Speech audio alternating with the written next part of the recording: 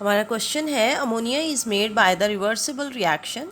नीचे रिएक्शन दिया हुआ है और डेल्टा एच की वैल्यू उन्होंने -92 दी हुई है। इसका मतलब है कि जो मेरा फॉरवर्ड रिएक्शन है ना वो एक्सोथर्मिक है।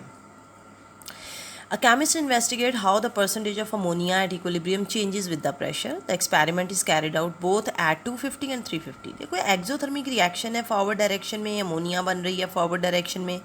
तो हमें पता है कि अगर फॉरवर्ड डायरेक्शन में रिएक्शन एक्सोथर्मिक हो तो लोअर टेम्परेचर पे हमारी प्रोडक्ट की यील्ड ज़्यादा आती है। तो ग्राफ उन्होंने यहाँ पर आपको 4 दिए होंगे, मैं इसको जूम आउट करती हूँ, ग्राफ्स देखते हैं। ये देखिए 4 ग्राफ दिए उन्होंने और उन्होंने पूछा हुआ कि कौन सा ग्राफ जो है वो शो कर रहा है केमिस्ट का रिजल्ट। देखिए 250 पे आपकी प्रोडक्ट ज़्यादा होगी क्योंकि टेम्परेचर आपका कम है। तो यहाँ पर 350 पे प्रोडक्ट ज़्यादा है, जो गलत है। प्रोडक्ट कम नहीं हो रही है, प्रोडक्ट बढ़ रही है। तो 250 पे आपकी प्रोडक्ट ज़्यादा, तो bravo is the answer for this question. अगला क्वेश्चन है aqueous bromine is added to the aqueous sodium chloride, which statement is correct. अच्छा जी, यहाँ पर हमारे पास ऑप्शंस हैं। Bromine is oxidise, chloride ions are reduced. अच्छा, पहले ऑप्शन पढ़ने से पहले ना हम देख लेते हैं कि क्या ये रिएक्शन पॉसिबल भी है या नहीं। देखिए पीरियोडिक टेबल में हमने जब ग्रुप 7 की प्रॉपर्टीज़ पढ़ी थी ना, तो हमने पढ़ा था कि ब्रोमीन जो है वो क्या करता है। पीरियोडिक टेबल खोल सकते हैं हम मेरे ख्याल में यहाँ से। अच्छा, ये देखिए पीरियोडिक टेबल में मेरा जो ग्रुप 7 है, फ्लोरीन, क्लोरीन, ब्रोमीन, आयोडीन, एस्टेटीन, तो reactivity going down the group decrease होती है। जब डिक्रीज होती है तो मेरा ब्रोमीन जो है वो क्लोरीन से नीचे प्रेजेंट है। इसका मतलब है कि ब्रोमीन की तो कैपेसिटी ही नहीं है कि वो क्लोरीन को रिप्लेस करे, तो इसका मतलब ये रिएक्शन पॉसिबल ही नहीं है। So neither oxidation nor reduction takes place. ठीक है, बाकी तो कोई ऑप्शन हम देख ही नहीं रहे क्योंकि ये रिएक्शन पॉसिबल ही नहीं है।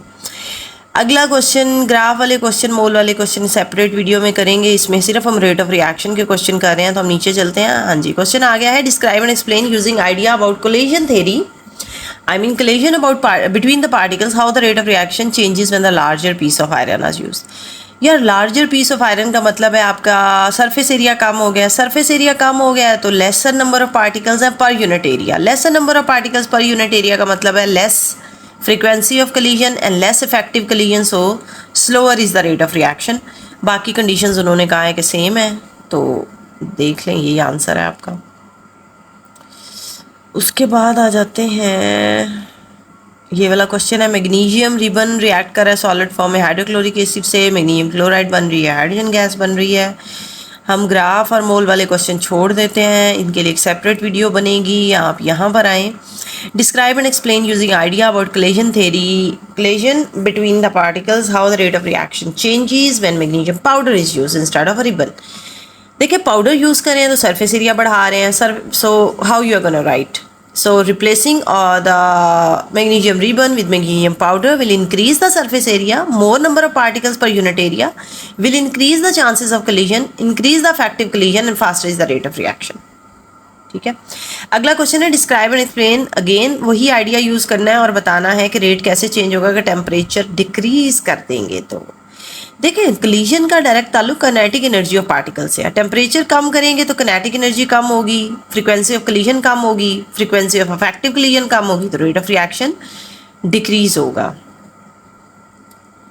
अच्छा जी, उसके बाद क्वेश्चन आ जाता है, which change will speed up a chemical reaction. Decrease the pressure in the reaction between gases. नहीं, प्रेशर डिक्रीज करेंगे तो वॉल्यूम बढ़ जाएगा, पार्टिकल दूर दूर चले जाएंगे, तो रिएक्शन तो फास्टर नहीं होगा क्योंकि वो हमसे पूछ रहे हैं those changes will speed up the chemical reaction. Increase the size of solid particle, नहीं, decrease the size of solid particle, क्योंकि अगर इंक्रीज करेंगे साइज ऑफ सॉलिड पार्टिकल तो सरफेस एरिया कम हो जाएगा। अच्छा, थर्ड स्टेटमेंट है increasing the temperature. Yes, temperature increase करने से काइनेटिक एनर्जी इंक्रीज होगी और स्पीड ऑफ रिएक्शन बढ़ेगी। अगला है इंक्रीजिंग द कंसंट्रेशन। यस, सो हमारे पास 3 और 4 करेक्ट है, तो चार्ली आंसर है हमारा। अच्छा, अगला क्वेश्चन ज़रा वीडियो को लंबा कर देगा, तो मेरे ख्याल में इतना काफ़ी है। बाकी क्वेश्चंस के लिए next video. Thank you so much, god bless you, Allah हाफिज़।